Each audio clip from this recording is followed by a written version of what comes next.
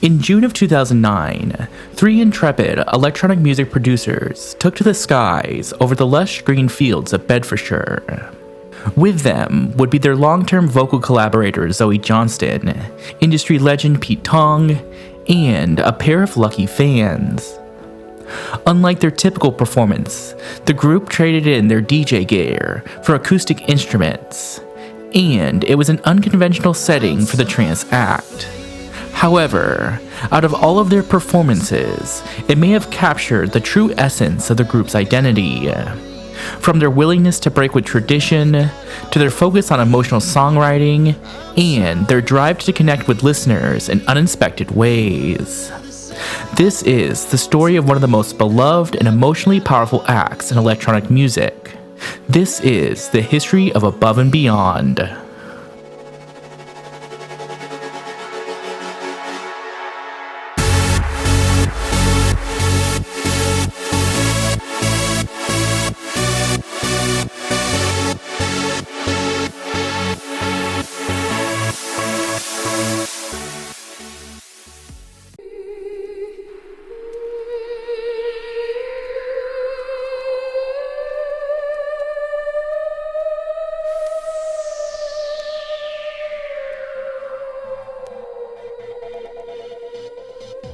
By the late 90s, trance music had made serious inroads into the UK's electronic dance music scene. After a series of high-profile mix compilations like Paul Oakenfold's Goa Mix, Carl Cox's Fax CD, and Sasha and John Digweed's Northern Exposure had successfully imported the genre's euphoric and driving sounds from continental Europe, dedicated trance music events like Gatecrasher in Sheffield, Cream in Liverpool, and the Gallery in London began to explode in popularity across the nation. At the same time, UK tastemakers like Judge Jules, Paul Oakenfold, and Pete Tong helped to push the genre onto mainstream radio and festival stages. Meanwhile, a new golden generation of Dutch producers like Tiesto, Ferry Corsten, and Armin van Buuren were supercharging the genre's potential back in Europe. It was amid this growing popularity of trance music that two Westminster University students, Jono Grant and Paavo Siljamäki, first crossed paths. Both were enrolled in a music business and production program and quickly discovered a shared love for electronic music. For Jono, he discovered trance music after borrowing a cassette of Paul Oakenfold's Goa Mix from his older brother.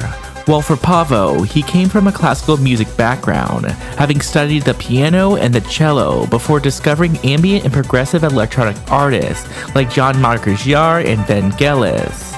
And then, during his teenage years, clubbing in Finland and discovering trance music, and would eventually fall in love with the rave culture.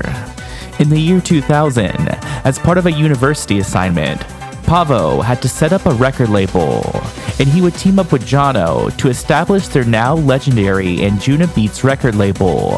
Jono and me were both studying sort of music business and production at University of Westminster.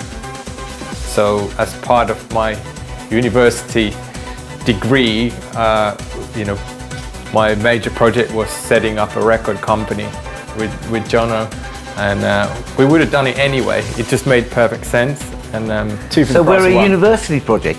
Yeah, really. Yeah. The name was a nod to Anjuna Beach in Goa, India, a legendary spot tied to the roots of global trance music. With their label established, the duo would release their first track, titled Volume 1, and confusingly being released under the alias Anjunabeats, matching the name of the record label. The song would be built around a classic 90s Eurodance style of bouncing bass line, backed by a bright and fluxing synth. As the song progresses, it breaks down and brings in plucky synth stabs that evolve into a soaring and euphoric synth riff.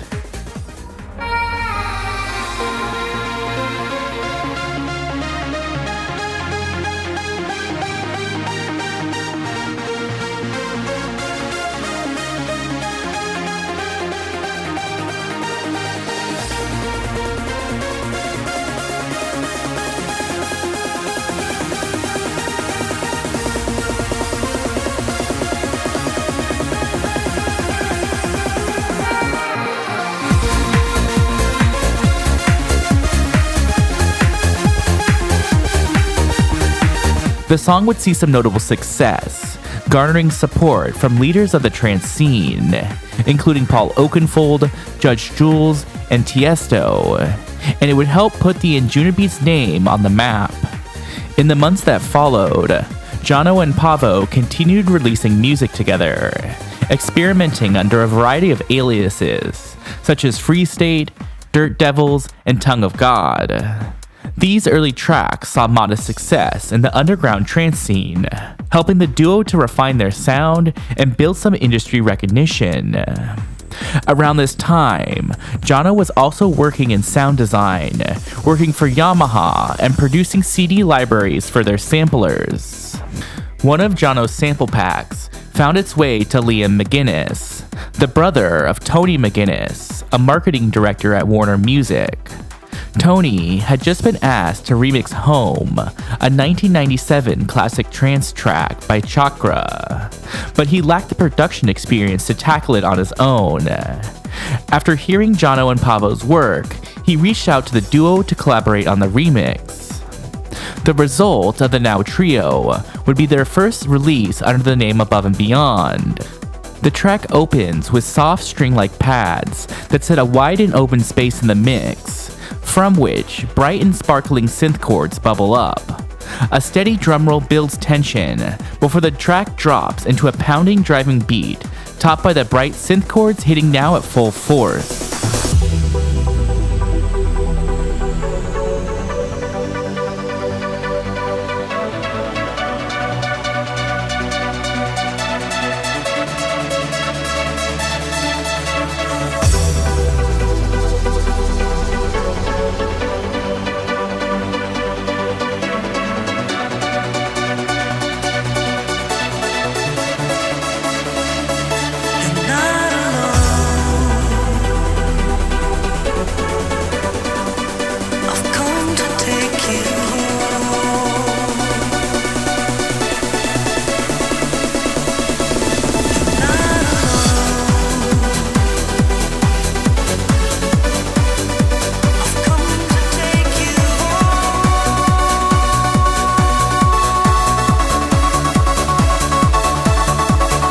The song would be a shift forward for the trio, as its bright chords and punchy driving beat in many ways represented a change from the Eurodance style of their first release, Volume 1, to a more modern trance sound that was emerging during the early 2000s. This new approach would see significant success, as the song would be supported by DJs and tastemakers alike, including Pete Tong, and reportedly reaching number 1 on the UK's club chart. After the success of their remix of Chakra's Home, Above and Beyond began to attract serious attention. Tony McGuinness, who was still working at Warner Music, used his industry connections to open a major door. He pitched the trio to Madonna's team to remix one of her upcoming singles, What It Feels Like for a Girl. In many ways, the remix stands as an example of Above and Beyond honing a signature sound that would be prevalent throughout the early phase of their career. The remix opens with the original's iconic spoken word intro, laid over a filtered kick drum and airy ethereal pads, before crashing into bright synth chords supported by a buzzing and euphoric bass line. From there, the song drops into a steady club-ready beat built around Madonna's chorus vocals, blending pop and trance in a way that felt both club-ready and accessible for the general public. Girls can wear jeans, cut their hair short, wear shirts and boots. 'Cause it's okay to be a boy, but for a boy to look like a girl is degrading. Because you think that being a girl is degrading. But secretly, you'd love to know what it's like, wouldn't you? What it feels like for a girl.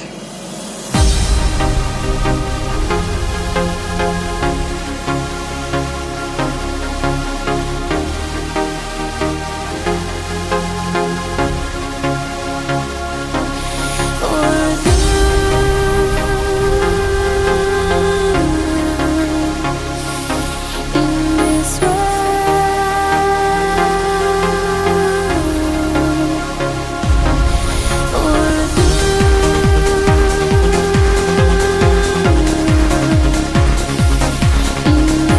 The remix would prove to be a breakthrough moment for the trio, while it was supported by many of the major trance names who had championed Above and Beyond from the start.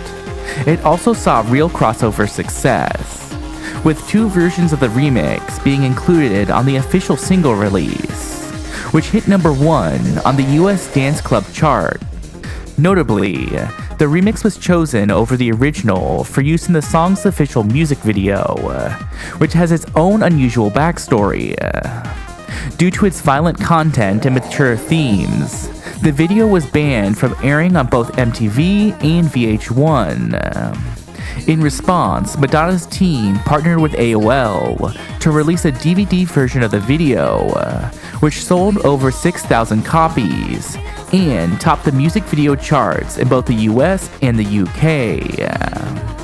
After the success of their Madonna remix, Above and Beyond were catapulted almost overnight into international acclaim. The following year, in 2002, they made their DJing debut in Tokyo, performing alongside Ferry Corsten and Tiesto to a crowd of over 8,000 guests, a massive first gig for the still up-and-coming group. Over the next few years, they would go on to play clubs and festivals around the world, including Gatecrasher in Russia, Avanja Festival in Australia, and Creamfields in the UK. At the same time, they were becoming a regular presence on the airwaves.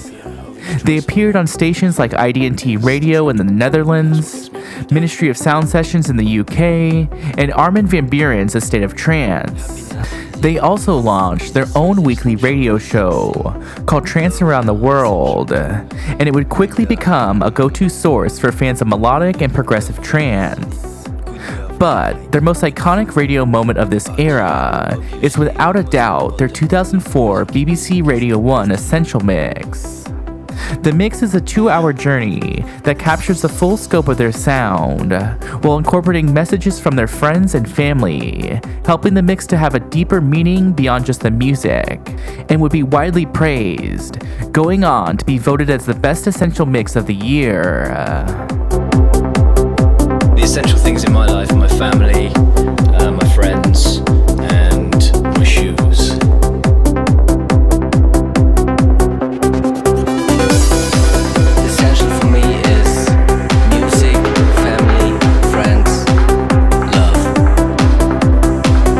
Of course, the trio would also be active in the studio, producing remixes for the likes of Delirium Silence, Motorcycles When the Rush Comes, and another foray into remixing pop music with Britney Spears' Every Time. They would also release their own original music, including No One on Earth featuring Zoë Johnston, a track that introduced a long-term creative partnership between the group and the singer, and whose Above and Beyond vs. Gabriel and Dresden remix would go on to be voted Tune of the Year on A State of Trance in 2004. Around the same time, they also released a song called Satellite under their OceanLab alias, though I'll save a deep dive into that project for a little bit later. Meanwhile, their Anjunabeats label continued to build serious momentum. They were signing and releasing music from future trance heavyweights like Super 8 and Tab, Andy Moore, and Kaio and Albert, helping to define the melodic trance sound that would dominate the mid-2000s. With momentum building and a distinct sound taking shape, Above and Beyond were clearly on the rise. But their next big leap was still ahead of them, as they would go on to release their first full-length album.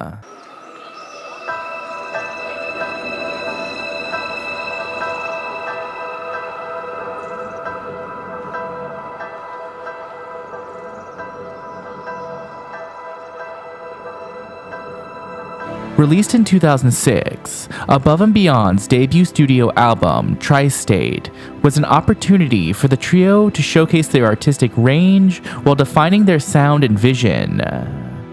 One of the goals of the album was to create a cohesive listening experience that could be enjoyed at home while still delivering the group's signature club-ready trance sound. The group achieved this by anchoring the album with a handful of classic dance floor tracks, and then breaking them up with short instrumental and sometimes ambient pieces in between to add contrast and drama to the album. Another one of their goals was to make a record that felt timeless. To do this, the group embraced a more daring approach to sound design, favoring pianos, strings, and synths driven by their core influences, rather than the trends at the time. As well, they prominently featured a male singer, something that was not common among the trance songs at the time, and allowed the album to stand out and feel unique. Over time, Tri-State would become a landmark release in the trance scene, earning critical acclaim and solidifying above and beyond as innovators in the genre. So, let's take a look at a couple tracks off the album, see how they demonstrate above and beyond its artistic vision, what made them iconic, and how they left an impact on the dance music community. The first song I'd like to take a look at is actually the second song on the album, Stealing Time. I think the track demonstrates many of the iconic through lines of this album, the first of which is the way that the song transitions out of the previous song, demonstrating the album's continuous flow and seamless listening experience. The previous song, the title track of the album, Tri-State, is this bright, euphoric, and floating track that as it ends, fades out into some soft and mysterious effects, before an airy tonal riser comes in, shifting the tone towards tension and mystery, before Richard Bedford's echoing vocals come in, followed by the song's hammering beat.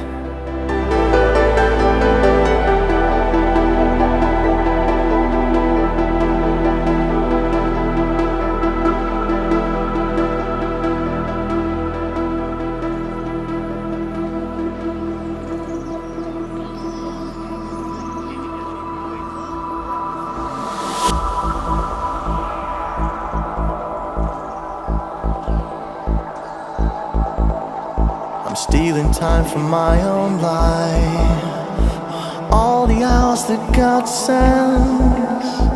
As the song progresses, it continues with its driving beat, backed by a distorted electro bass line, as Richard Bedford's vocals weave a tale of doubt and indecision. In an interview with a dance music blog, Party Flock, Tony said, "All of the songs on the album have a main theme of doubt. I think it can be explained as a human condition where someone tries to see both sides of a situation and swings between the two. We do this with constant regularity, deliberately and experiencing it as a positive feeling for the most part. A doubtful moment, a moment in which you philosophize about a subject in a certain way, are great moments to write about." The song Stealing Time is about the impact that Above and Beyond as a work has had on our lives, and the effects on everything around it that we always take for granted: friends, family, marriage, children, etc. It's a 24/7 way of life. So this piece is about me saying goodbye to an idealistic version of the future and flying into space on my Above and Beyond spacecraft. In other words, enjoying the here and now. Finally, the song ends on soaring and melancholic strings that fade out as the following song's echoing and floating notes come in, once again allowing for a continuous flow across the album.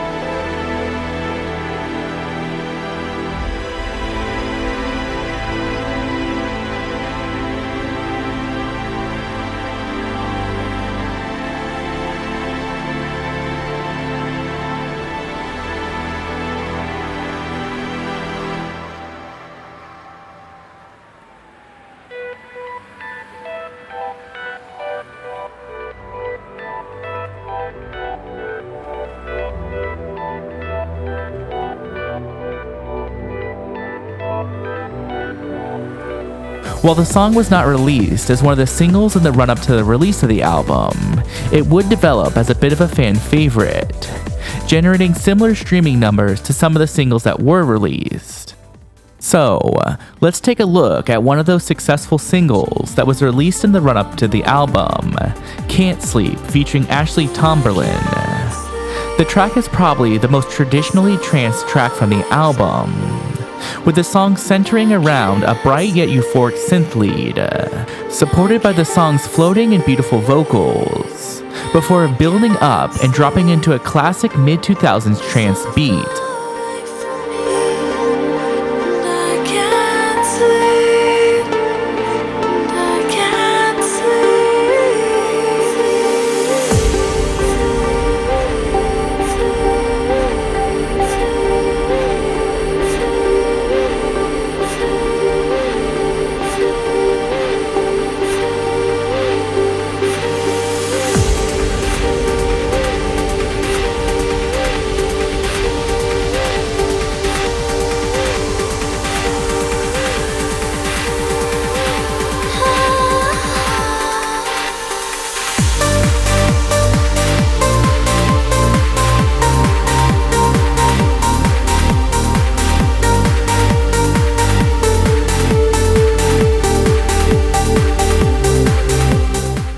Despite its more traditional trance sound, there are a couple of features of the track that make it stand out and contribute to the theme and stylistic choices Above and Beyond made when they set out to make the album.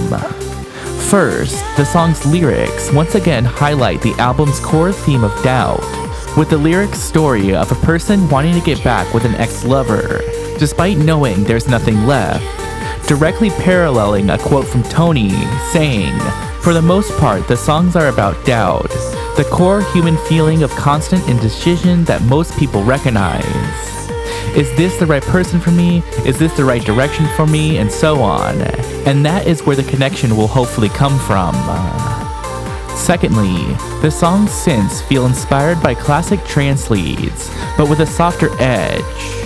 The song avoids the brassness of many peak-time trance anthems, opting instead for something more restrained, reflecting the trio's goal of using more timeless sounds from their inspirations.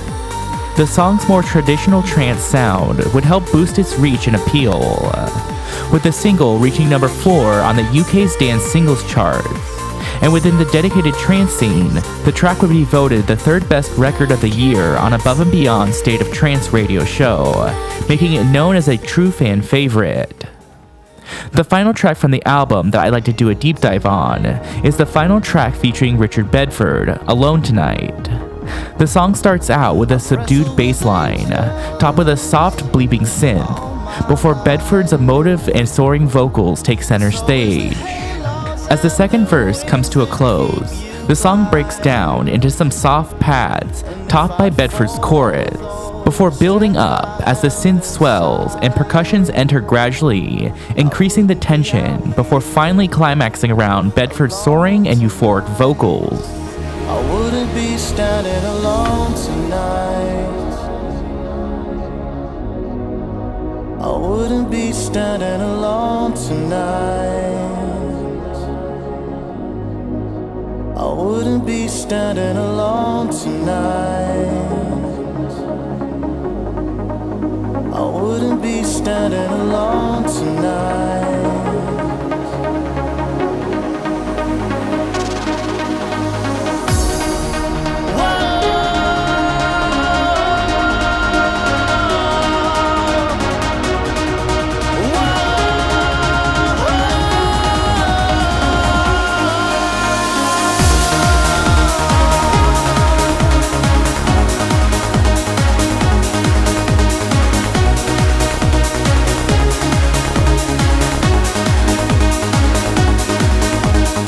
Analyzing the song a bit, we can once again notice those prominent through lines of the album. First, we can see Above and Beyond's goal to create a timeless album, where their choice to center the song's climax around Richard Bedford's vocals rather than a synth, ensuring the song's climax remained relevant even if tastes in synths changed. Secondly, while the lyrics are not as overtly linked to the theme of doubt as Stealing Time or Can't Sleep, with Tony explaining that the inspiration for the song's lyrics was a breakup that he recently went through, we can still see Above and Beyond attempting to connect emotionally with their listeners through their lyrics and personal experiences. The song would see similar success to the previous track, as it would peak at number 5 on the UK dance charts, and would be nominated as the Best Progressive House/Trance Track at the International Dance Award at the Winter Music Conference in Miami, establishing it as not just an iconic Above and Beyond track, but an iconic trance track in general. While Tri-State was released before I was really exposed to electronic music, listening to it today, I have to say it still feels fresh, and Above and Beyond absolutely knocked it out of the park in terms of creating a trance album that would feel timeless. The way the high points of the album are built around soulful and catchy vocals makes it easy to sing along to regardless of how many times you've heard it. And the mixture and pacing of the upbeat tracks contrasted against the more instrumental and ambient ones gives the album a cinematic feel. I don't think I could more highly recommend listening to an album from start to finish for any Above and Beyond fans that haven't heard it. And beyond the 3 tracks that we've highlighted here, I have to also recommend Air for Life, Liquid Love, and Home as all amazing tracks. Beyond my own opinions, the album was also well received within the trance scene, with multiple tracks being voted as Tune of the Year by listeners of A State of Trance, and racking up awards for Best Underground Track and Best Progressive/Trance Track at the Winter Music Conference in Miami. By the end of 2006, Above and Beyond had firmly established themselves as a major name in the trance music scene. And over the next few years, the trio would look to continue their wave of success and to push themselves to become one of the pillars of trance music.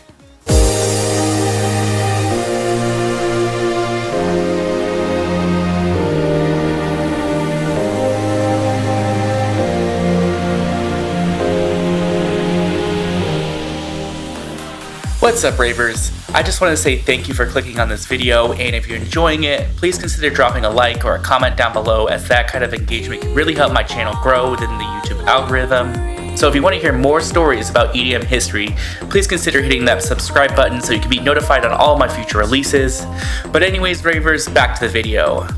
After the success of their debut album, Tri-State, Above and Beyond were clearly on the rise. In the fall that followed, the trio would be voted into the top 10 of DJ Mag's Top 100 DJs, placing them alongside industry legends like Sasha and Digweed, Carl Cox, and Ferry Corsten. They were also becoming a hot commodity on the international festival circuit. Between 2006 and 2008, the group performed across multiple legs of global gathering in both the UK and Australia, would close out the iconic Sierra tent at Coachella, and would headline Versus festivals in Buenos Aires, which at the time was one of South America's largest electronic music festivals. The group is also becoming a staple in the clubs, even being invited to hold a residency at Amnesia in Ibiza, which would be rated as a top 10 club in the world according to DJ Mag that year. And it was around this time that Above and Beyond began one of their most iconic elements of their live performances, writing messages to their fans during their live sets. Well, today, they do this through a custom-built program that displays these messages on the LED screens. Originally, this tradition started out by literally holding up a laptop to the audience. The trio also continued to push their Anjunabeats label, championing new talent as they released early music from artists like Mayor Levy, J-Tech, and Tritonal, and would help to shape the sound of trance music during the mid-2000s. They would also celebrate the label's 100th release with a pair of landmark shows on opposite sides of the globe. First in Goa, India, at Anjunabeats, the spiritual origin point of the label, and then in Brazil, where they performed to a crowd of over 1 million people, with these events being documented in a short film titled From Goa to Rio. As the group continued to play to fans across the globe, Above and Beyond were quietly working on a side project that would go on to become one of the most beloved albums in electronic music history.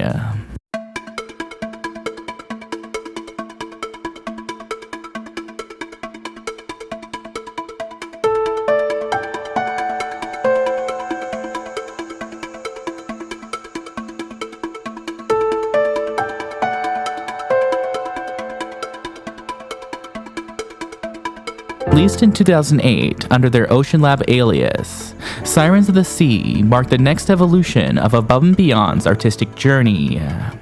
Combining the ethereal and expressive vocals of Justine Suissa, as well as the group's emotive songwriting, the album would push beyond their traditional boundaries of trance music and embrace a more melodic and acoustic-centric approach. Rather than chasing the energy of the dance floor, the trio leaned into lush soundscapes, ambient flourishes, and deeply emotional songwriting, creating a unique and touching listening experience that was unlike anything up until that point. Ironically, despite the album traditionally being celebrated for this deep and artistic composition, it actually might be its pop-sensible melodies and lyrics that have contributed to its longevity, as it has allowed several of the songs off the album to be endlessly reinterpreted and remixed over the near 2 decades since the album was released. The interesting thing about that album, and at least if I'm reading it right, people seem to remember it as being this sort of old-fashioned trance album, when in fact I remember at the time when we were making it, making a very conscious effort to avoid doing a whole album of that stuff. And the music on it is incredibly varied, of varying tempos. But for some reason, OceanLab has become cemented, I think, in a lot of people's minds with the old trance sound of Above and Beyond and Anjunabeats. However, before we dig into the album, we need to turn the clock back a couple of years to cover an OceanLab track that I had previously mentioned. Released in 2004, Satellite would be OceanLab's first major commercial success. The track is kind of the antithesis of what the OceanLab project would become, due to its high energy and club-ready beat. But you can still see a glimpse of OceanLab's iconic songwriting, with its lyrics telling the story of lovers separated by distance, yet still connected through their love. You're half a world away, but in my mind I whisper every single word you say, and before you sleep at night, you pray to me, your lucky star, you're singing Satellite.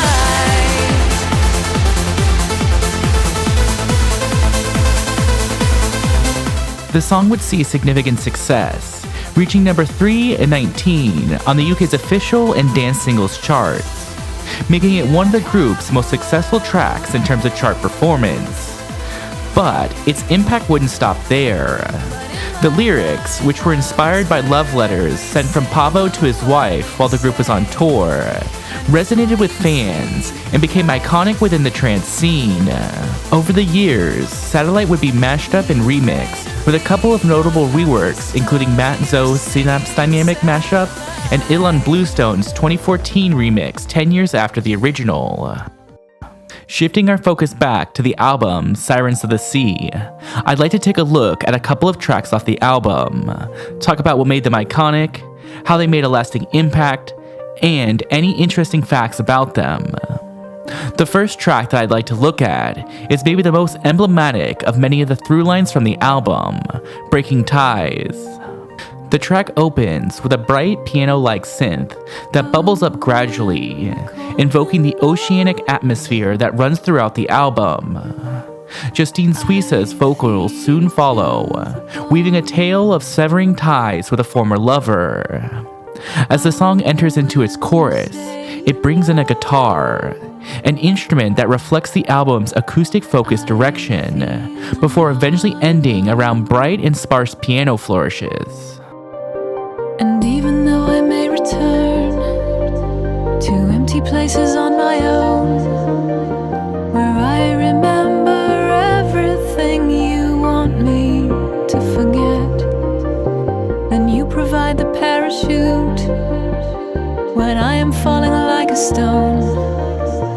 And I remember there's a life that I have not lived yet.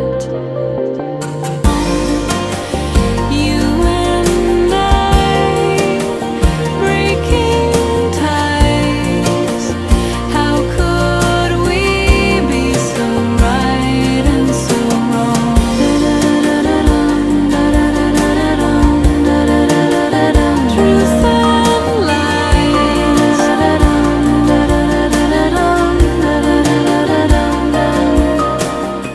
The song also highlights another feature of the album, with its sensible and versatile lyrics being repurposed into a second version of the song, dubbed the quote flow mix, being the closing track of the album. This version of the song is a lot more cinematic, with its deep bass line and soaring pads. You and I, truth and lies. I've been fooling myself too long. You and I, breaking ties. How could we be so right and so wrong? The next track that I'd like to highlight is one of the more club-ready singles from the album, On a Good Day. The track opens with a pretty standard driving 4-on-the-floor beat, topped by some almost ominous moaning pads and descending piano notes. As the song progresses, Justine's vocals enter, describing a feeling of being lost and lonely, before the song crashes into its chorus, and this dark and uncertain tone is reversed as Justine's now powerful vocals belt out as they describe embracing oneself, supported by a bright, trickling piano. The song then builds up into its drop, returning to the driving trance beat, but this time euphoric and bright. Been talking to myself forever, yeah. And how I wish I knew me better, yeah. Still sitting on the shelf, but never seen the sunshine brighter. And it feels like me on a good day.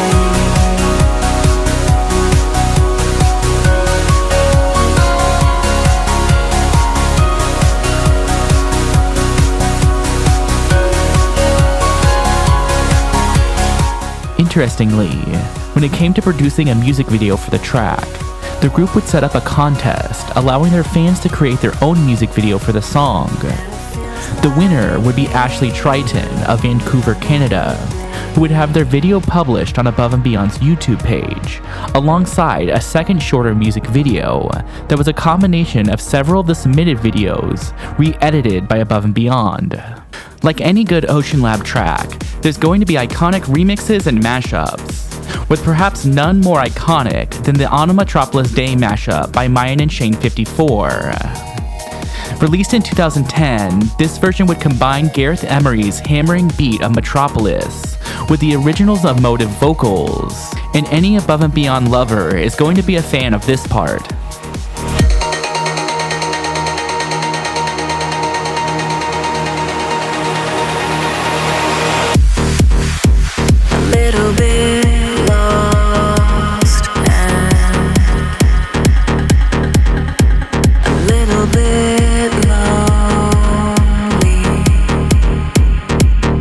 The final track that I'd like to take a look at, Miracle, would be a shift back towards the acoustic and cinematic atmosphere of the album.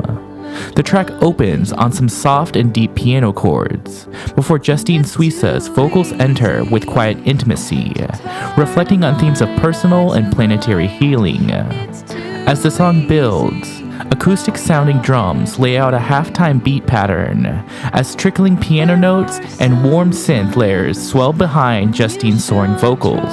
Find your voice, and this is one voice that you must find today.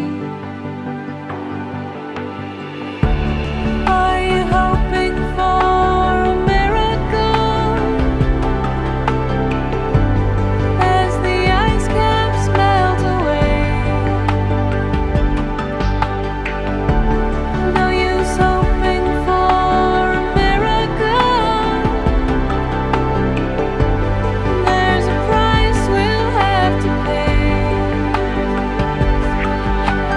The lyrics of Miracle include a clear environmental message, one that, over 15 years later, is unfortunately just as relevant today as it was when the song was first released. However, this interpretation of the song almost feels too surface level. Now, this next bit that I'm going to say is my own personal interpretations and reading of this album, because, unlike Tri-State, there are not really definitive statements from the group to explain the core meanings and through lines of Sirens of the Sea. But, in my opinion, I think that if Tri-State was an album about doubt, I think that Sirens of the Sea is about trust, certainty, and action. Throughout the album, we can see several references to these themes.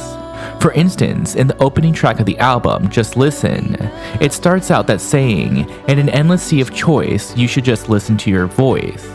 A clear statement of trusting oneself in the midst of doubt and indecision. Similarly, when you look at On a Good Day, you can find lyrics linking How I Wish I Knew Myself Better, following to Never Seen the Sun Shine Brighter. Again, linking trusting oneself to finding a brighter life.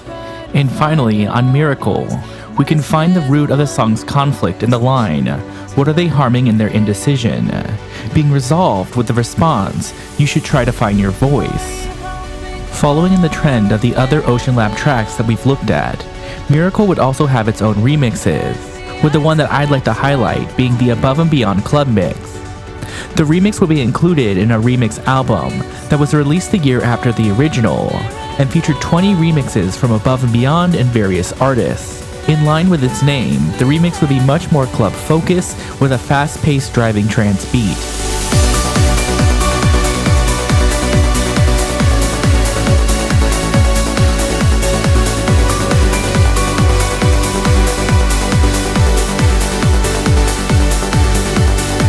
So, to take a step back and give you my thoughts on the full album, Sirens of the Sea was my first ever Above and Beyond album, and my opinion of it is probably tinged a bit by nostalgia. You may say that Above and Beyond albums are kind of like Pokemon games. If you ask someone which one is their favorite, they're probably going to say the one that they first listened to. But, for me, Sirens of the Sea is truly a classic trance album. Above and Beyond managed to capture the true essence of trance music in terms of its uplifting vocals, emotional songwriting, and euphoric vibes, while at moments shunting so many of the traditional features that people associate with trance music, like big synths and fast beats, and delivered a truly unique experience that I don't think anyone has managed to replicate since. And, beyond the few tracks that we've highlighted, songs like the title track Sirens of the Sea, Lonely Girl, and If I Can Fly are all also standout tracks in my mind. Beyond my own opinion, the album would also see slight success, peaking at number 21 on the UK dance music charts, and has received a nod as one of the best trance albums by at least a couple of critics. Following their OceanLab album, Above and Beyond would continue to grow. Within the context of the trance music scene, the genre was undergoing a period of transformation. While it remained immensely popular, some of its original titans were shifting gears, with Tiesto pivoting towards a more mainstream electro house sound, and Paul van Dyk's influence waning as he had fewer major releases and reduced touring activity. As a result, over the next few years, Above and Beyond would arguably grow to become the second biggest name in trance music, behind only Armin van Buuren. With their newfound status, Above and Beyond would become mainstays on the biggest stages of the EDM scene, playing the main stages of Ultra Music Festival, EDC, and Trance Energy.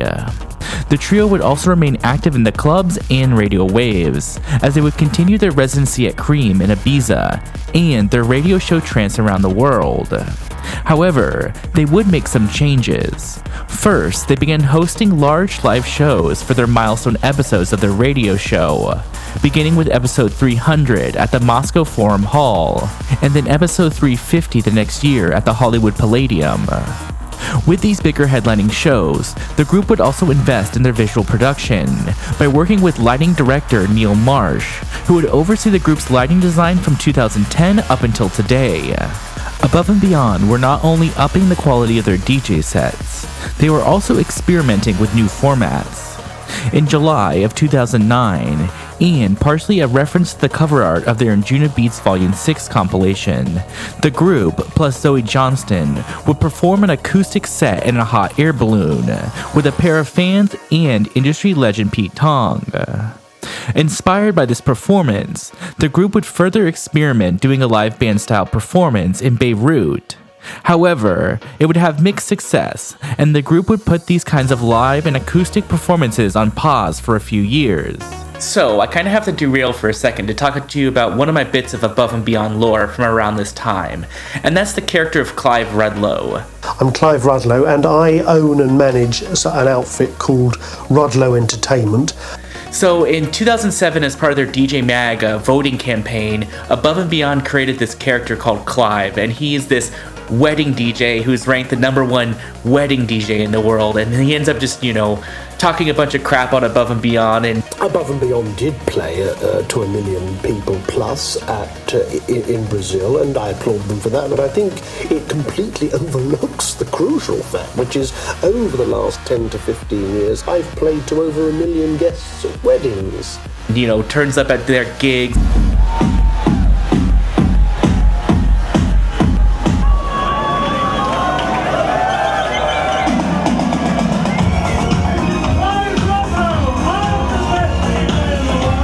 And does all these silly things, and there's probably like 10 to 15 videos that he appears in, and he's just sort of this funny character that pops up across this period of time. But I just have to bring him up because he is such a funny little bit of this particular time during Above and Beyond's career. However, they were continuing to change the sounds of trance music through their Anjunabeats record label, supporting innovators like Matt Zoe, Artie, and Mayor Levy. As electronic music began to break into the mainstream, particularly through the rise of electro house, many trance producers started to incorporate these sounds into their music. This new sound would be dubbed Trance 2.0, as tempos slowed down and beats became groovier and more focused on bass lines. I can remember touring the USA, and there was a point in the music where we almost started playing stuff that had a bit more groove to it, so it kind of still had the trance melodies and chords and everything and the emotion, but mixed with that was a kind of chunkier, funkier groove. And this was around the time we started working with Andrew Bayer, and also artists such as Ilan Bluestone came on the label, and it was kind of dubbed Trance 2.0, wasn't it? Building on this shift, Above and Beyond would adopt this new trance sound as they would release their next single, Sun and Moon, that would go on to become the group's most successful song of their career. Starting out with a bassline-driven Trance 2.0 style of beat, before Richard Bedford's vocals enter with a similar pulse and groove to them. The track then breaks down into a vast and open interlude, filled with soft pads and a few bright piano notes, before shifting towards Bedford's now belting vocals and powerful sustained bass line, before transitioning into its most iconic part, as a fluxing saw wave synth gives way to a massive riff and then drops into the song's main driving beat, topped by these same chords.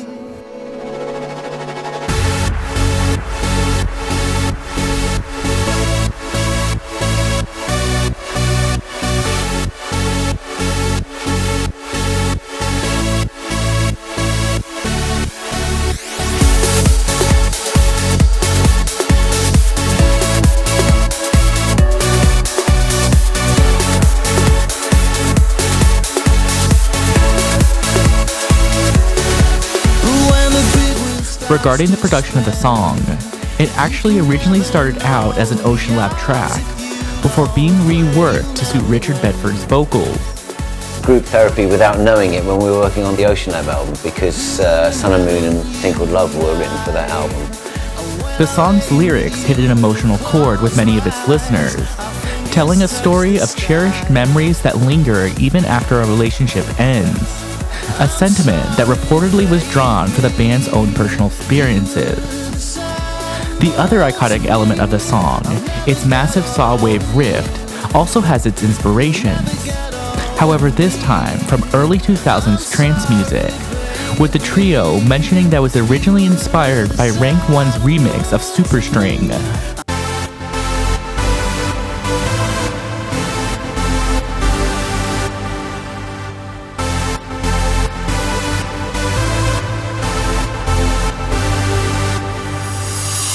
With the success of Sun and Moon, Above and Beyond had actually kicked off the run-up to their own sophomore album.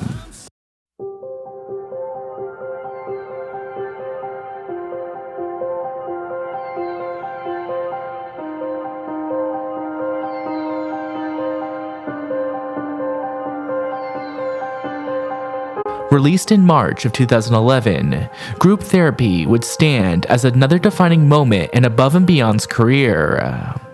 The album would encapsulate the evolution of the group's sound and an acknowledgement of the profound connection that they had cultivated with their audience. The album would be a blend of the old and new school trance sound, serving as both an ode to their roots and an embrace of the new popular EDM sounds.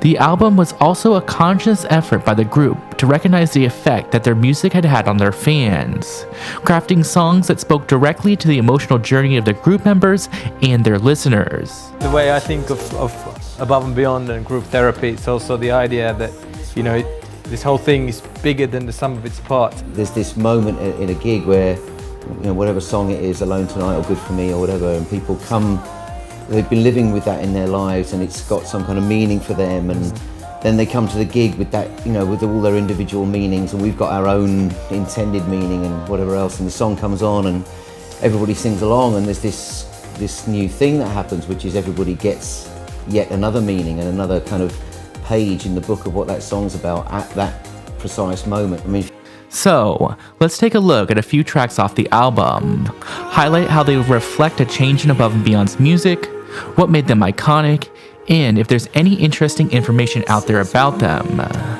To start, the first track that I'd like to highlight is Love Is Not Enough, a song that leans more into the old school trance sound, with its soft atmospheric pads, emotive female vocals, and smooth progressive song structure.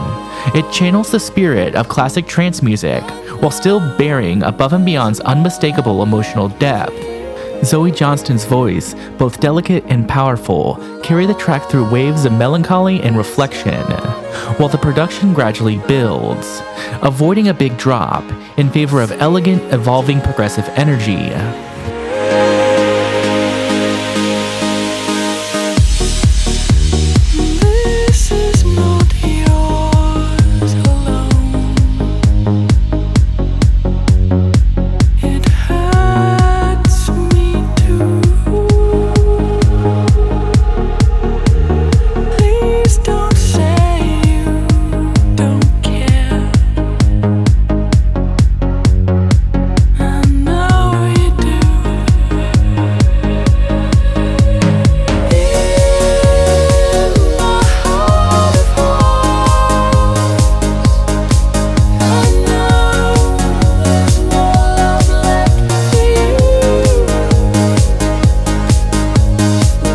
Regarding the production of the track, during a listening session, the group pointed to two old-school Above and Beyond tracks as inspirations for the record.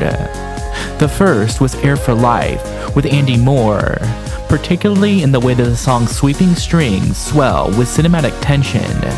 And secondly, the vocal mix was inspired by the group's 2004 remix of Sand in My Shoes by Dido. The next track that I'd like to take a look at is a bit of a personal favorite, Prelude. The song opens up with a Trance 2.0 style of driving electro house beat, topped by a bright and sparkling arpeggiated synth, before breaking down into heavy piano chords, backed by wordless yet euphoric vocal chants.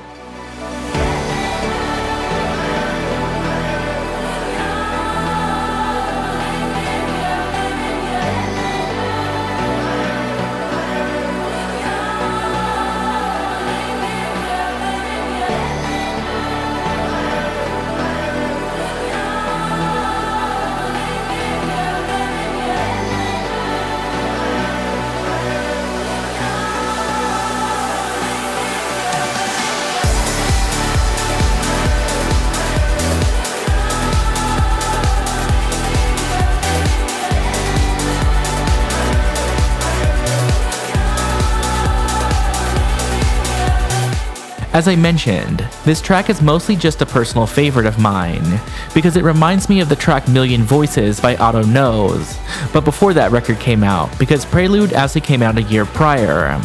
But the one fact that I was able to find is that this song was one of Jono's favorite from the album, and the song's piano was actually inspired by classic 90s house music. The final track that I'd like to take a look at is another one of Above and Beyond's most iconic records, A Thing Called Love. Similar to Prelude, the song opens with a chunky Trance 2.0 style of electro bass line. The song transitions into its chorus as Richard Bedford's powerful vocals take center stage, belting out the song's iconic anthemic hook, before building up and dropping into a bright saw wave chords that pulse with the driving beat. There's a thing called love that we all forget, and it's a wasted love that we all regret. You live your life just once, so don't forget about a thing called love. Don't forget about a thing called love.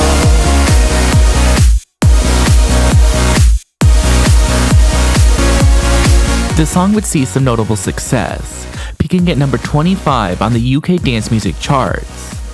Similar to Sun and Moon, A Thing Called Love would become a fan favorite with Above and Beyond fans, generating nearly 20 million streams between Spotify and YouTube. And, also similar to Sun and Moon, A Thing Called Love also originally started out as an OceanLab track, before being retooled towards a more anthemic vibe. Also, I should point out, like any good OceanLab track, A Thing Called Love has multiple versions, with the version that I've been discussing being the radio or club mix, and the actual album mix of the song leans more into that classic trance sound. So, if you're confused why the sound sounds a little bit different, that's why. As a whole, and once again similar to the OceanLab project, Group Therapy would become a legendary Above and Beyond album. For many, Above and Beyond's conscious effort to make the music on this album resonate and connect with their listeners was a success. And, in my opinion, it's stacked from start to finish with classics. And beyond the tracks that we've mentioned here, I have to recommend songs like On My Way to Heaven, You've Gotta Go, and Every Little Beat. As Above and Beyond headed into the mid-2010s, and electronic dance music continued to explode in popularity, the group would continue to push and be leaders in the dance music scene. And over the next few years, the group would go on to achieve the peak of their commercial success.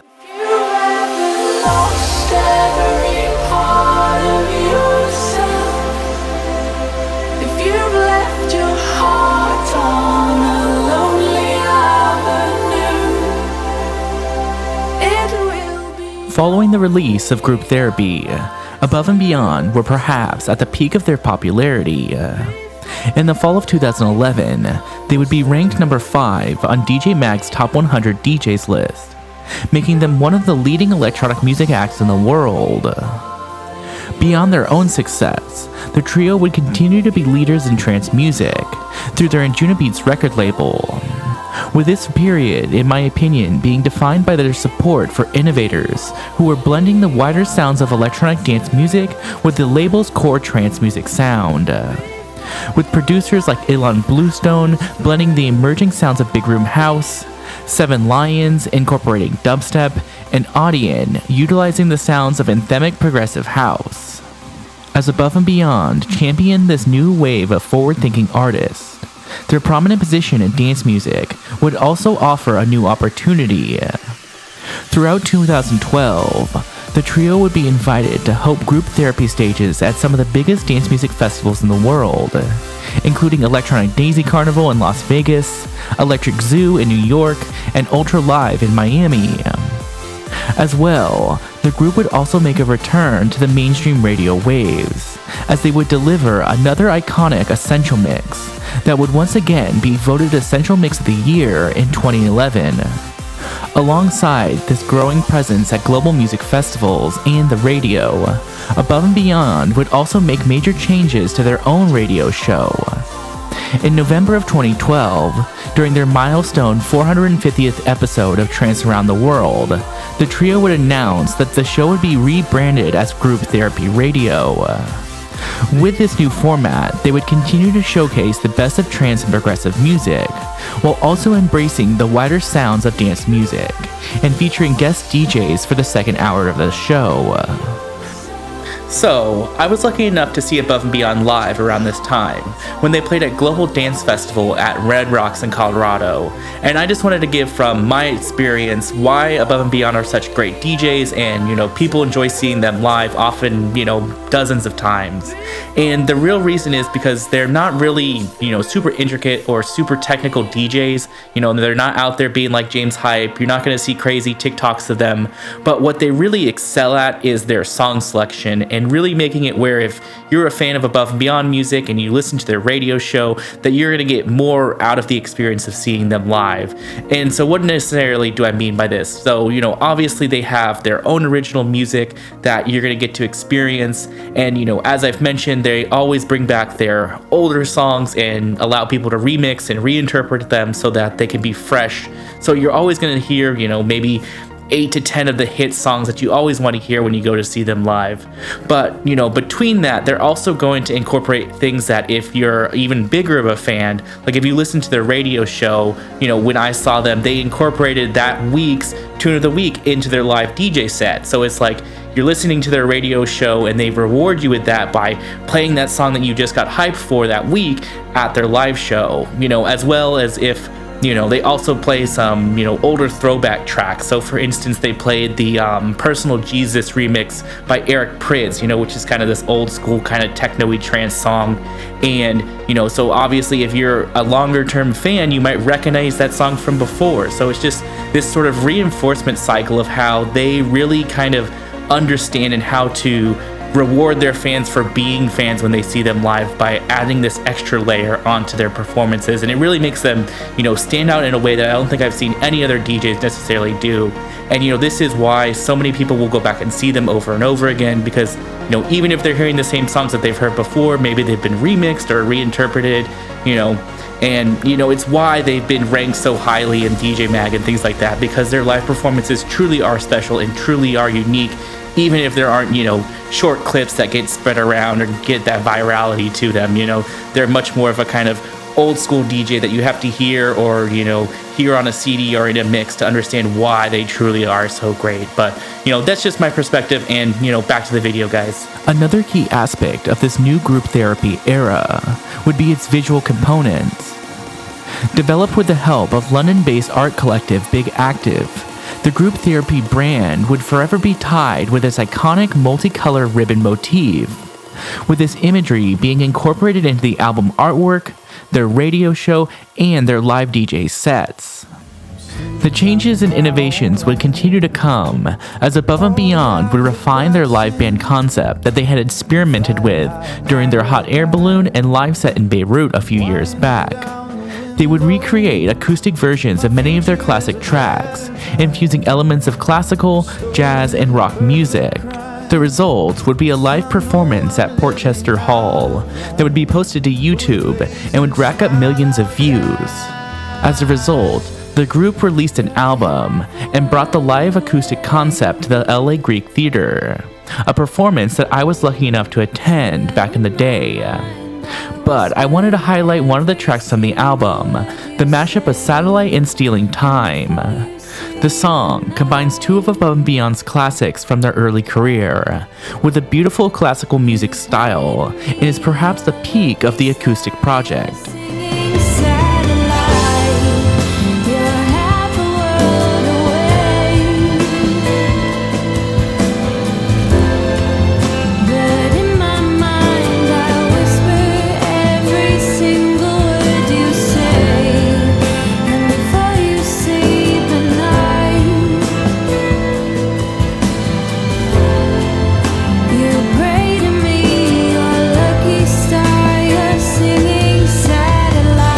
This acoustic project would be a success, with all the songs on the album generating millions of streams on Spotify, and the album would even break into the Billboard Top 100.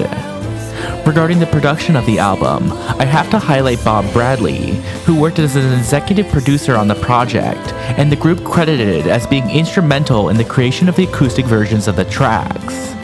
Another interesting fact about the live performances at the Greek Theater is they featured a pair of new faces, Alex Vargas and Annie Drury, one of which would become a regular feature of Above and Beyond's upcoming third studio album.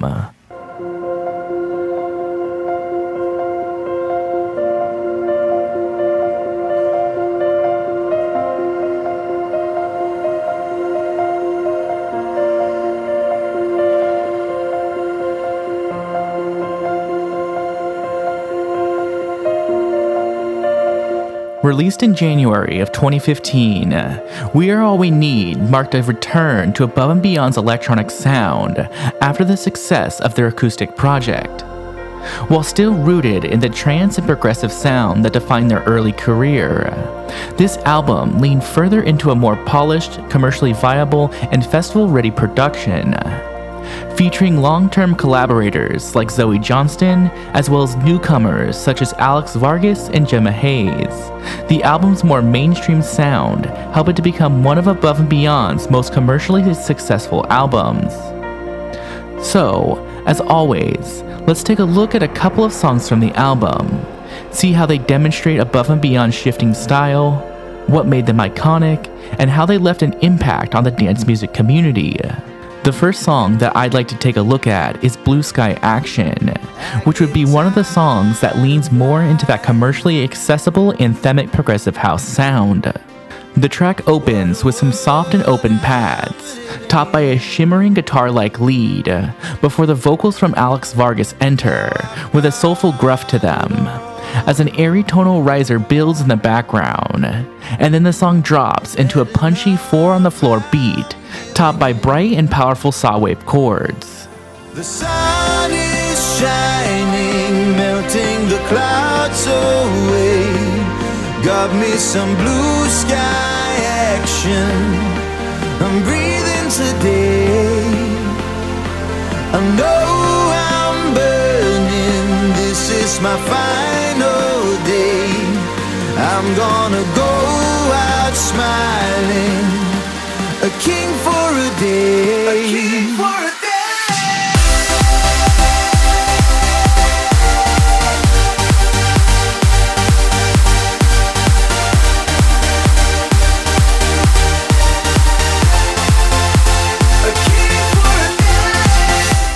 The song would see some slight success, being supported by the likes of Armin van Buuren, Pete Tong, and Ferry Corsten, and it would have its moment in the spotlight as the push-the-button song for Above and Beyond's group Therapy 100. Despite this mainstream popularity, within the more dedicated Above and Beyond fanbase, the song would be seen as a bit cheesy. That being said, if you take a little bit of a deeper look at the history of the song, there is a bit more to it beyond its superficial cheesiness, with the group mentioning that the song was inspired by the movie WALL-E and is about escaping consumerism, with these inspirations being on full display in the song's music video. The next track that I'd like to take a look at is one of the more progressive tracks from the album, Counting Down the Days. Featuring the vocals of Gemma Hayes, the track opens with bright and plucky synths, with Hayes' airy, almost whispered vocals sitting gently within the mix, as the song smoothly transitions between emotional lows and energetic highs.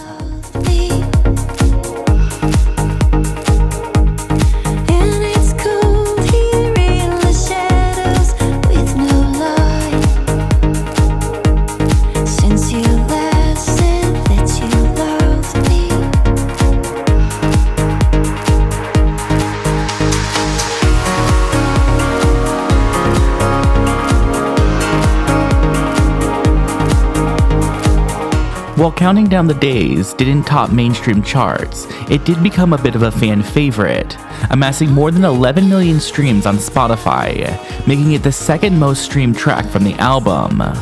Interestingly, the song's music video pulls heavy inspirations from the 2009 movie 500 Days of Summer, which makes it the second song from this album with inspirations from a movie.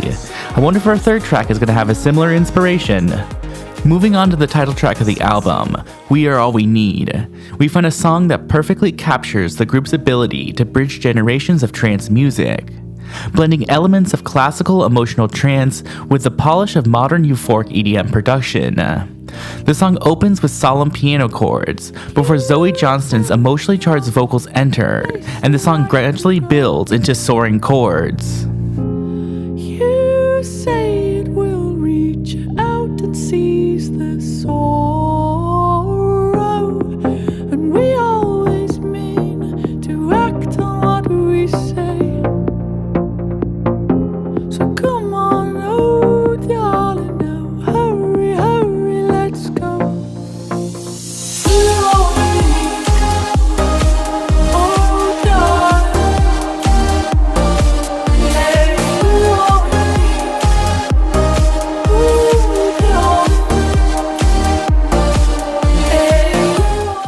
The song is undoubtedly the most successful track from the album, generating more than 38 million streams on Spotify at the time of recording.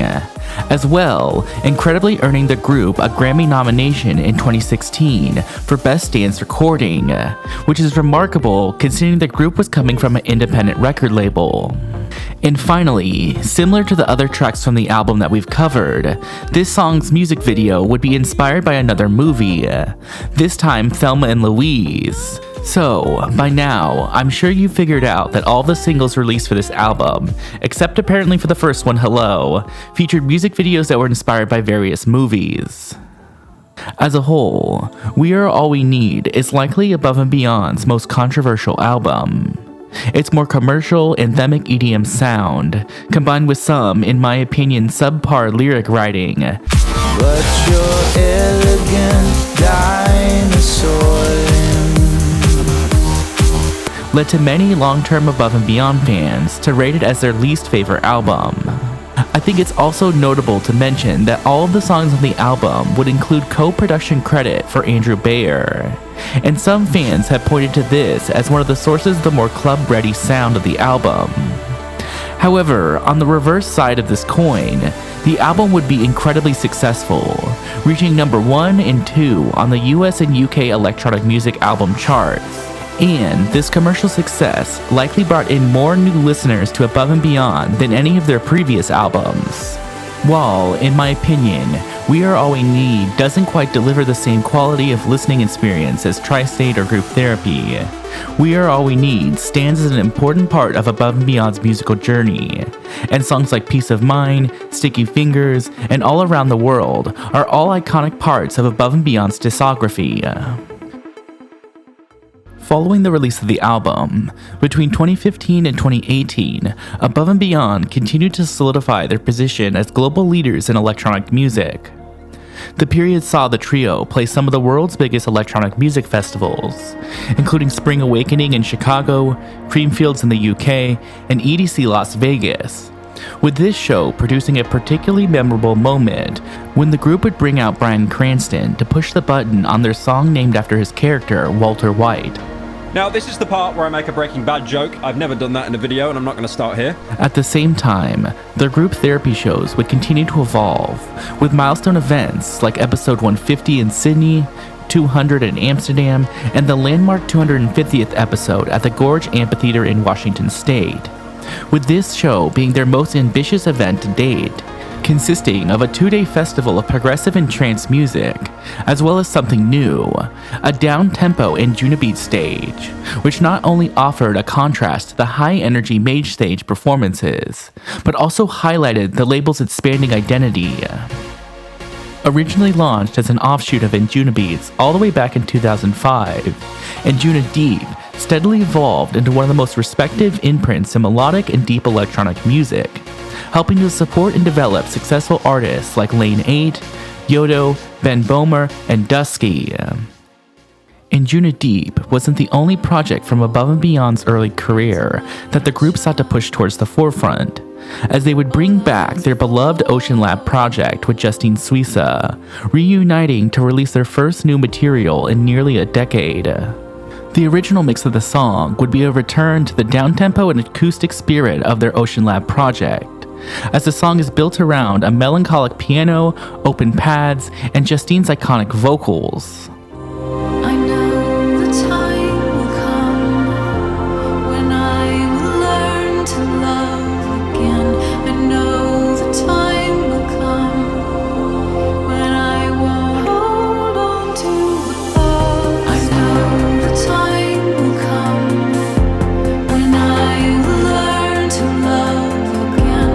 I know the time will come when I won't hold on to the past. While the club mix of the song would lean more into the driving euphoria of their first release, Satellite.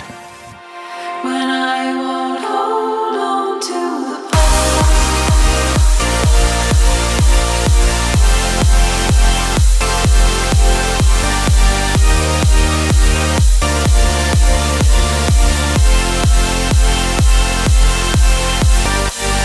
Another Chance enjoyed a warm reception from both fans and critics upon its release, with its music video garnering nearly 2.5 million streams on YouTube.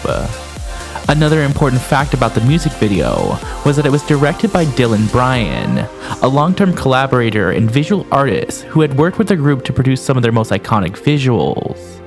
Now, unfortunately, there's not really any interviews with Dylan out there, so I'm not 100% sure when he began working with Above and Beyond.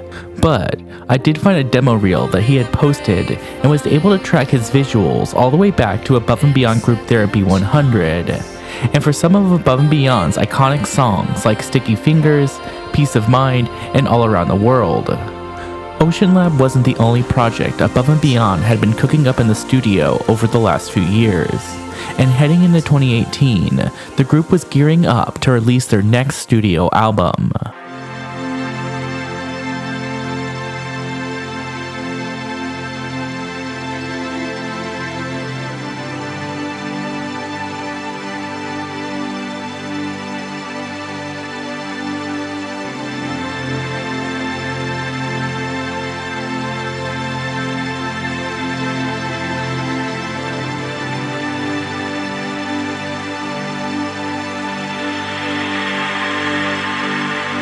Released in January of 2018, Common Ground marked a shift back towards Above and Beyond's trance and progressive origins, while balancing its commercial appeal.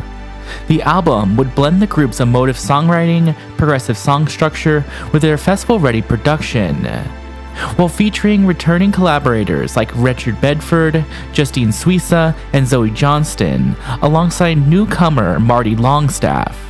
So, let's take a look at a couple of songs off the album, see how they've represented Above and Beyond's shift back towards their original sound, what made them iconic, and their impact on the dance music community.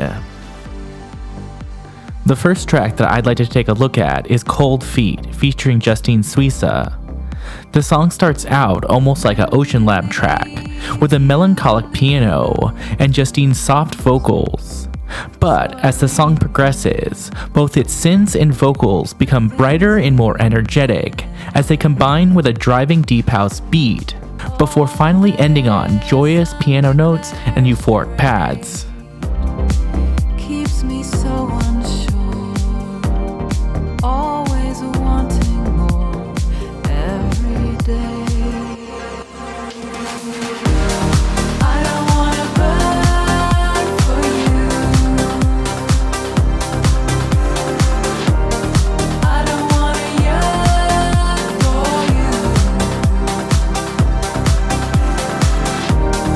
I would love to get crazy in your body.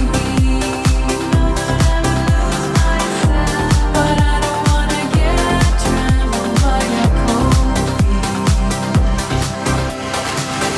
While Cold Feet didn't break into any mainstream charts, it did see some notable success, garnering nearly 4 million streams on Spotify at the time of recording, and receiving regular airplay on SiriusXM's BPM radio, helping it to reach a wider mainstream dance music audience. The next track that I'd like to take a look at is one of the more unique singles from Common Ground, Always, featuring Zoë Johnston. The song delivers a slowed-down emotional moment amid the album's electronic energy. Similar to Above and Beyond's debut album, Tri-State, the track helps to add variety and variance within the album, and elevates those high moments by offering contrasting lows. The song is built around a delicate piano melody and emotional vocals from Zoë Johnston. The track omits percussion almost entirely, and its sparse and minimalistic arrangement gives it an intimate quality. Always, sure as the rising sun. Always, morning's begun. Always, the way that all good things come. Always, always. Regarding the production of the song's music video, that at time of recording has generated more than 1 million views on YouTube. The video would be filmed on Grand Massif, a mountain located in the French Alps, and the filming would require the movement of nearly 24 people and 5 tons of equipment to the top of the mountain. However, the result would be one of the most beautifully and visually striking music videos from Above and Beyond's filmography. The final track that I'd like to highlight is undoubtedly the most successful track from the album, Northern Soul. The song would return to the Trance 2.0 sound that had been so successful to the group over the last several years, as well as the return of vocalist Richard Bedford, making the first collab between the group and the singer in nearly 5 years. The song opens on a heavy 4-on-the-floor beat before Richard Bedford's vocals enter, setting a dark and mysterious tone. As the song breaks down into its interlude, it shifts towards soaring trance territory, as bright and euphoric pads run, and Richard Bedford's emotive vocals belt out the song's catchy hook, before the song drops into a massive saw wave, backed by a pounding beat. You can break my heart and crush my dreams, but you can never take my soul. You can crack my stones and melt my steel, but you can never take my soul. You can break my heart and crush my dreams, but you can never take my soul. You can crack my stones and melt my steel, but you can never take my soul. You can never take my soul.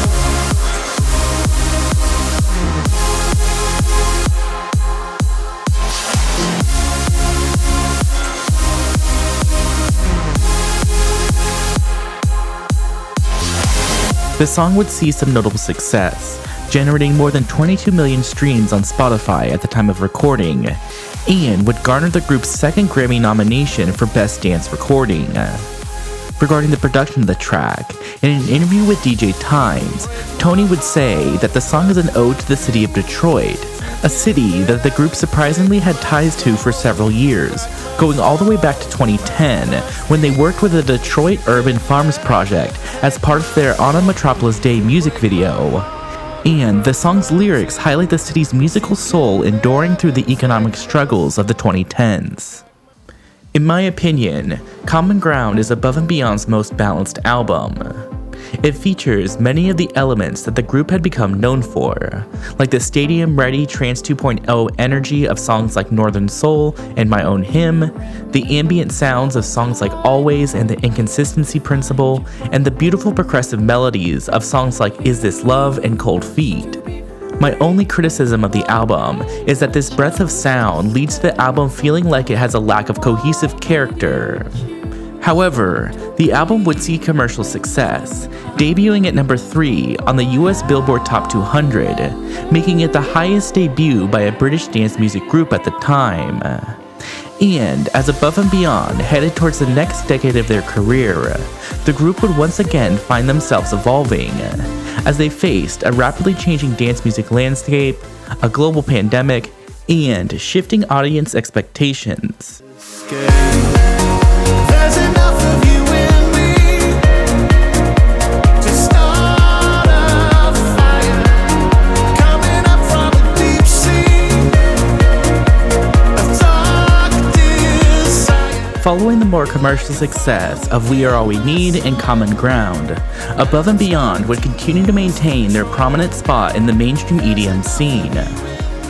During the period, they continued to make their presence felt, with standout performances at major events like a State of Trance 900, their milestone Above and Beyond Group Therapy 350 in Prague, and their own curated 2-day music festival with the Anjunabeats Weekender at the Gorge in Washington State.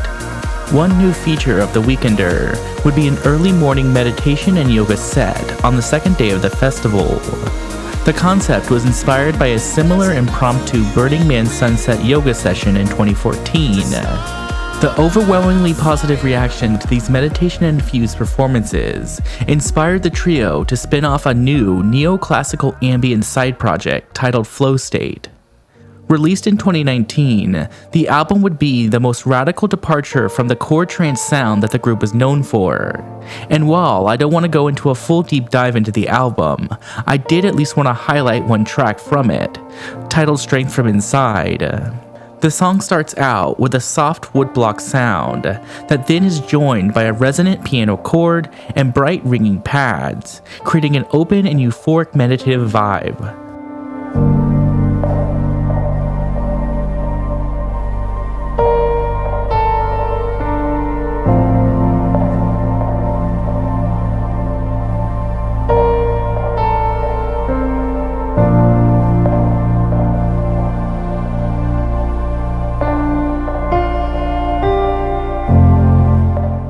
Of course, Flow State wasn't the only output above and beyond produced from this period, as they would continue to release more mainstream festival-ready records to support their bigger shows and festival performances, with perhaps their most successful track from this period being their collaboration with Anjunabeats veteran Seven Lions, See the End. The song starts on some gentle vocals, supported by soft piano notes, before a shimmering light melody bubbles up, and the song crashes into a soaring sawwave synth with intense rhythmic glitches. I never wanna see the end. I'm caught in a dream again.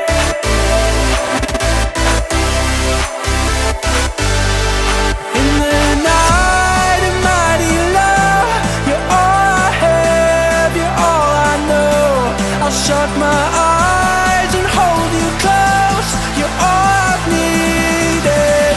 I never wanna see the end.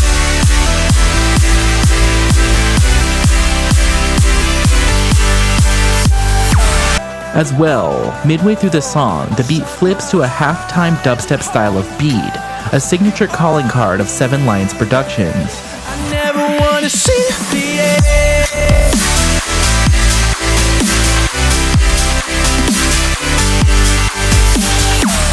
The song would see some notable success, reaching number 3 on the US Dance Airplay chart, and it has generated more than 21 million streams on Spotify at the time of recording. While we're on the topic of Anjunabeats veterans, between 2018 and 2020, the record label would continue to hold its prominent spot in the electronic music scene, as they would support the likes of Blau, Grum, and Oliver Smith, as they would shape the sounds of deep and progressive trance heading into the 2020s. While Above and Beyond were continuing to be leaders in the dance music community, they would soon be slowed down due to the COVID-19 pandemic. While the pandemic would shut down live events across the globe, the group would still have an outlet for many of their projects through the presence that they had established online. Throughout the pandemic, Tony would recreate several of the group's iconic sets, including their debut DJ set in Tokyo from 2002, their massive DJ set in Rio to over 1 million people, and their legendary Essential mixes. As well, he would also start a series of deep DJ sets lasting upwards of 4 and 5 hours, with some of these sets generating millions of views. The group would also not let the pandemic stop their milestone episodes of their group therapy radio show, as they would host the 400th episode with a live stream from a boat traveling the Thames River in London. As Above and Beyond moved into the 2020s and the COVID restrictions on events would begin to loosen, the group would make their return to DJing live events, playing notable shows at Creamfields in the UK, Beyond Wonderland in Los Angeles, and Ultra Europe in Croatia. As well, the milestone episodes of their group therapy radio show would also make their live return, with episode 450 at Drumshed in London and the massive episode 500 at the Bank of California Stadium in Los Angeles. As Above and Beyond were making their return to these bigger stages, they were also working on new music that would be suited for these bigger venues, with likely their biggest club-ready track from the era being their viral interpolation of the song Blue Monday by New Order. The song would pay tribute to the iconic synth-pop classic.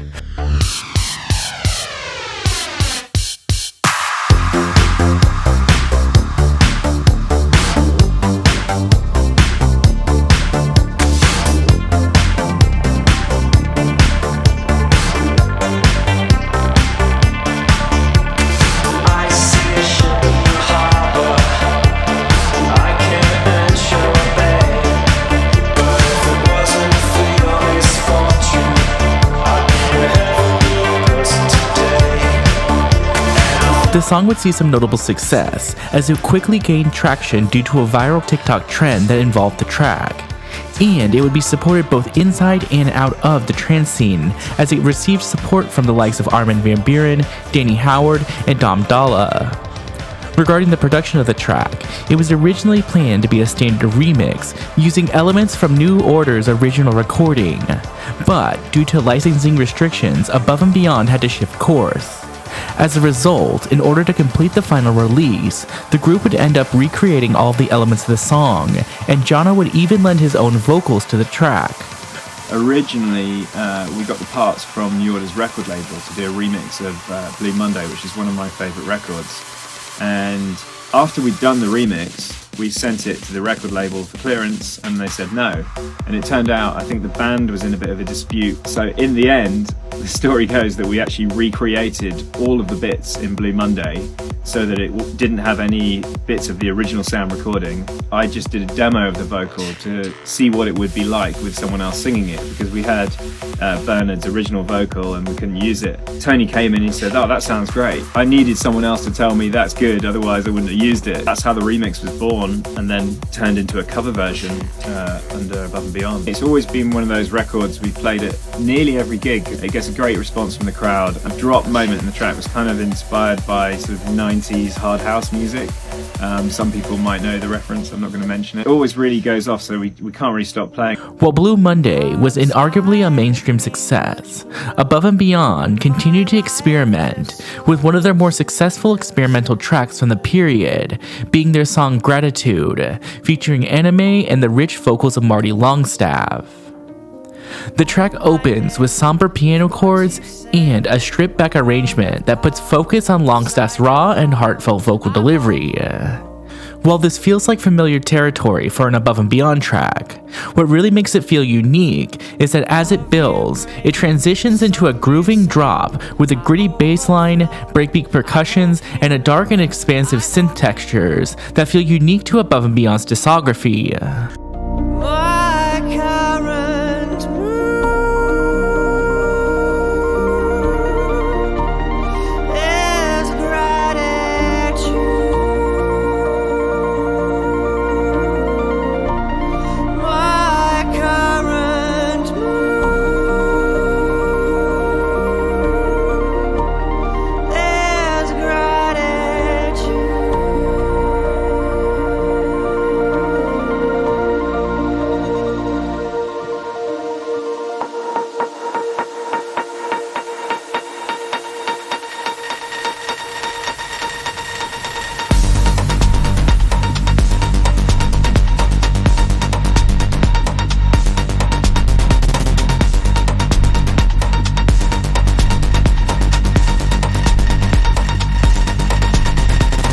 The song would see decent success, generating more than 12 million streams on Spotify, and receiving strong support in trance circles, as it was supported by Armin van Buuren, Judge Jules, and Gabriel Dresden. Beyond this one more experimental track, throughout the 2020s, the members of Above and Beyond also explored their individual creative voices through a series of side projects. Pavo launched his solo project POS, showcasing a more introspective and alternative leading sound that blended down-tempo electronica with live instrumentation. Tony would revive his long-dormant alias, Salt, releasing deeply personal music that leaned into storytelling and rock and roll textures.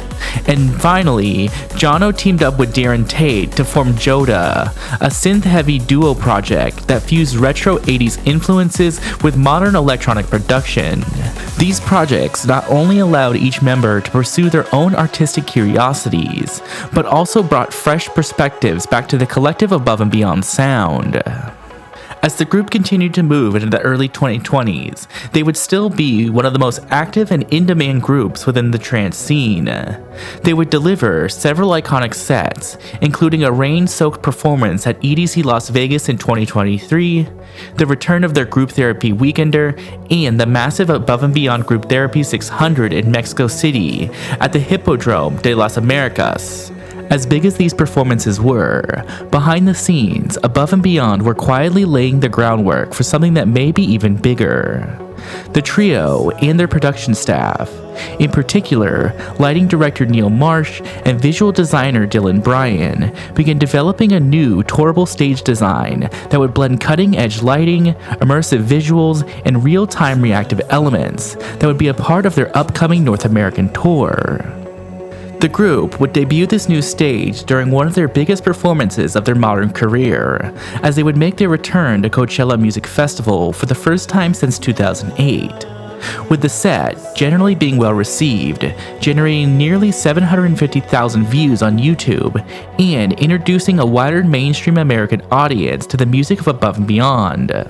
Throughout the performance, the group debuted several new tracks, with one of the standouts being a track they had just released a month prior, Quicksand, featuring long-term vocal collaborator Zoë Johnston.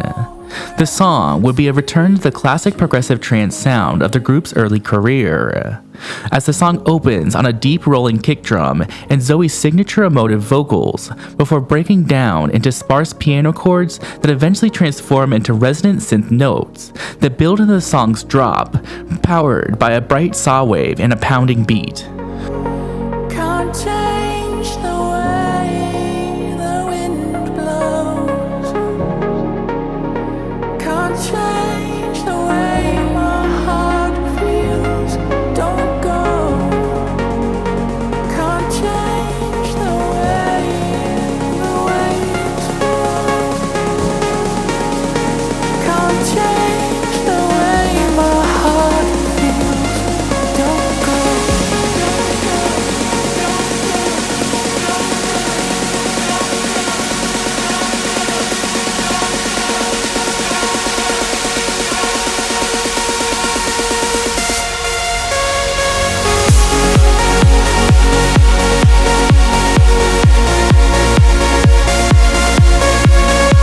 The song would see quick success, generating more than 2.5 million streams in just a few months since its release, and it would generally be well received by fans and critics alike.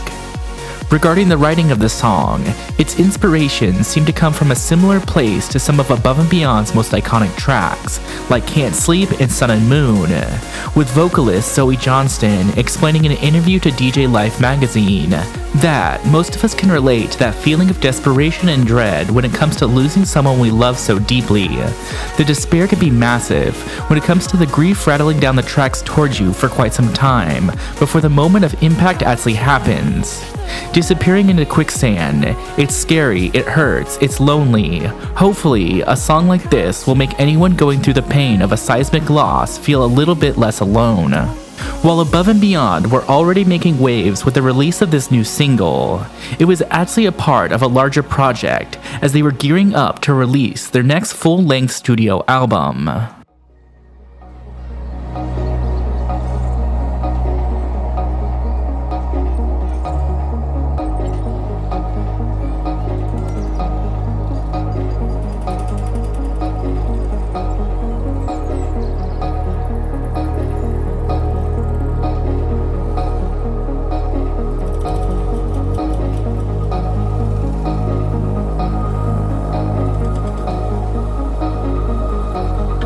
Released in July of 2025, Bigger Than All of Us marked Above and Beyond's long-awaited return to the studio after the release of Common Ground over 7 years prior.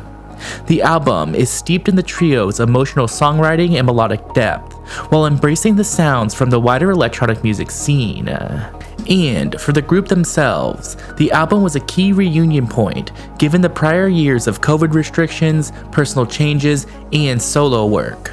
It did, because we all had time away from it, doing solo projects and being away during lockdown. Well, of course, we couldn't get together and we couldn't do shows, so our world really changed over those years. So, for one more time, let's take a look at a couple tracks off the album, see how they reflected the group's inspirations, how they're being received in the few weeks since the album was released, and if there's any interesting information that I happen to find out about them. So, to start, let's take a look at the title track of the album, Bigger Than All of Us, featuring Justine Suissa. The song opens on a soft and solemn piano as a rippling kick drum runs in the background, before Justine's slowly building vocals enter. As the song continues, it feels like an interpolation of an OceanLab track, as a cinematic blend of progressive trance and ambient electronica swirl, with trickling piano notes and ethereal melodic motifs ebbing and flowing.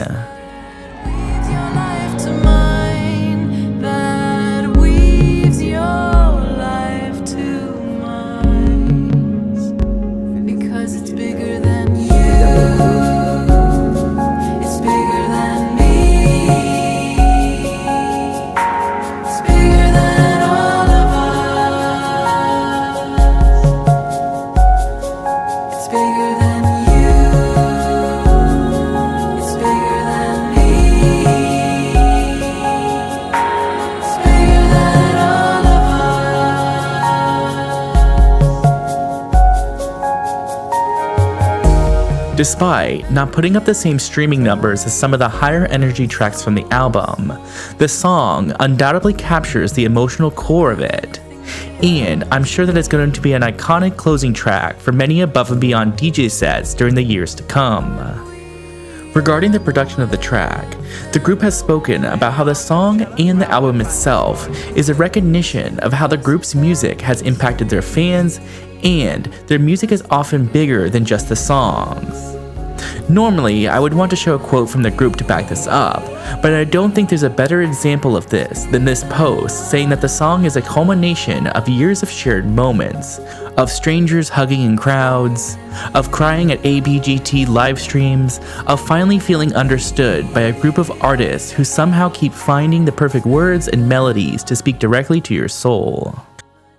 Moving on to the next song that I'd like to highlight, we'll take a look at another one of the unique moments from the album, Blood from the Stone, featuring Richard Bedford. The song is a lean, fast-paced drum and bass track, which stands out sharply from above and beyond's usual trance or progressive style. However, the song features many of the group's signature styles, as Richard Bedford's vocals are as powerful and emotive as ever, and the group members provide warm synth pads and a bright piano over a fast-paced break beat and deep bass line, providing a unique energetic twist on an iconic above and beyond formula. Now I'm sucking up bones, yeah. 'Cause the feeling is gone. The feeling is gone. The feeling is gone. The feeling is gone.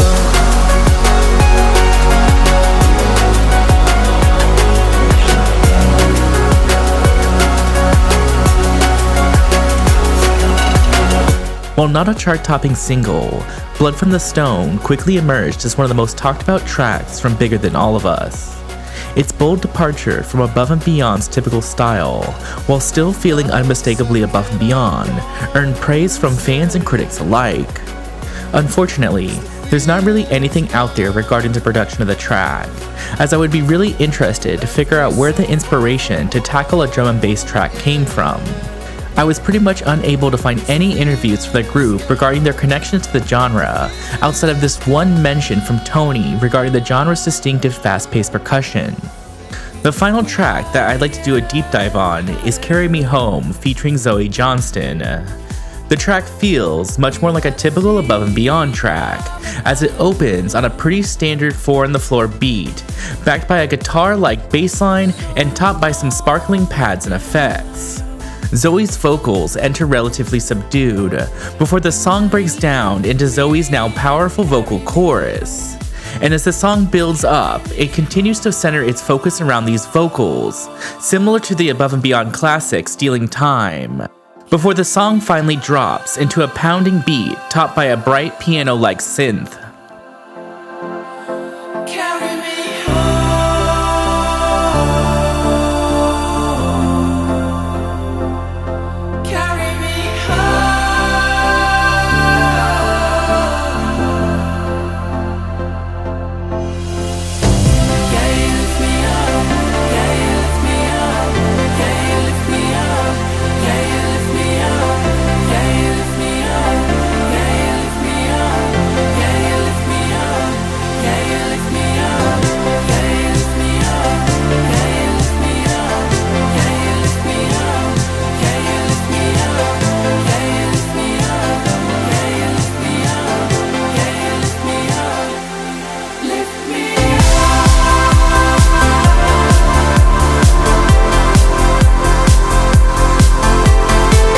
Carry Me Home has quickly established itself as one of the standout tracks from Bigger Than All of Us, as it has already racked up millions of streams on Spotify. And personally, it might be my favorite track from the album, but it's a pretty close race between it, Quicksand, and Ride at Dawn. Regarding the writing of the track, it seems pretty close to the core ethos of the album. As Zoë Johnston explains, sometimes we're so used to carrying everything, worries, responsibilities, and fears, by ourselves, that we often forget how blissful it is to have someone step in and say, "Let me help you." Carry Me Home is a celebration of being seen and loved. As a whole, after a couple of listens, I feel like Bigger Than All of Us marks a successful return to studio albums for Above and Beyond. Their approach of reflecting on what worked on their past albums and then reapplying those strengths to this one has paid off. In my opinion, the album distilled down the essence of what Above and Beyond music is, and then applied that to the breadth of sound from the wider EDM scene. However, I do feel like the album leaves one itch unscratched, as it doesn't have a true push-the-button cinematic moment, and I hope that as we hear more club mixes of the album, that we'll get the big moment that these memorable and catchy tracks deserve for the biggest festival stages. One note on the production of the album: Above and Beyond brought in Dave Dresden of the group Gabriel and Dresden to do A&R for the album, and he would help the group pick out what tracks to finish and include. One of the first things we did to help the process, given the newness of the arrangement of Above and Beyond, was hire an external A&R man, Dave Dresden from Gabriel and Dresden, to be the point person, be the person making the difficult decisions for us. I think he took a lot of the ego out of it, and we discovered that actually we had a lot of the records. We already had a lot of the music. He was like, "That's a great song, that's a great song." Beyond my own opinions, from the comments that I've seen, the album has been warmly received by both fans and critics alike. I pretty much couldn't find any negative comments about the album, so I feel like it has managed to satisfy Above and Beyond fans of all generations. As well, the album has already seen decent commercial success, as it debuted at number 2 on the UK's dance music chart, and it has received positive reviews from professional critics. Beyond the album, and as I've already mentioned, Above and Beyond are gearing up for a North America tour. So, if getting all the way to the end of this video has made you any more of an Above and Beyond fan, consider taking a look and seeing if they're coming to a city near you. Returning back to the skies over Bedfordshire in June of 2009, as the hot air balloon came back down to the ground after a little over an hour of flight, the trio of Pavo, Jono, and Tony had little idea of where they had actually landed. We're in a field somewhere, absolutely no idea where we landed. However, beyond their confusion over their physical location, I'm sure the trio had no idea of the whirlwind legendary career that laid out before them, the community that they would create, the lives that they would change, and the small moments that they would be a part of. Today, Above and Beyond remain one of the most beloved groups in electronic music, and I'm personally glad that you joined me as we went through their story together. What's up, ravers? I just wanted to extend an extra special thank you if you've made it all the way to the end of the video. And once again, if you enjoyed it, please consider dropping a like or leaving a comment down below. And if you want to hear more videos about EDM history, please consider subscribing to my channel, as I try to get videos out like this on a regular basis. At the end of these videos, I'd like to give a couple of further listenings and things that people can learn about. And I have to recommend the 20-year anniversary of Anjunabeats interview with the 3 guys from Above and Beyond. It's really good and goes, almost as in depth as my video has into their history and a lot of the artists that they helped to support and release over the years. As well as recently, if you're more interested in their most recent album, Bigger Than All of Us, there's the Apple Music interview with Zane Lowe that's really good, that kind of goes, some of the personal stories behind the release of the album and some of the thoughts of the group about the album and its release. So, consider giving those 2 interviews a watch. And, just to end off one last time, say dancing ravers.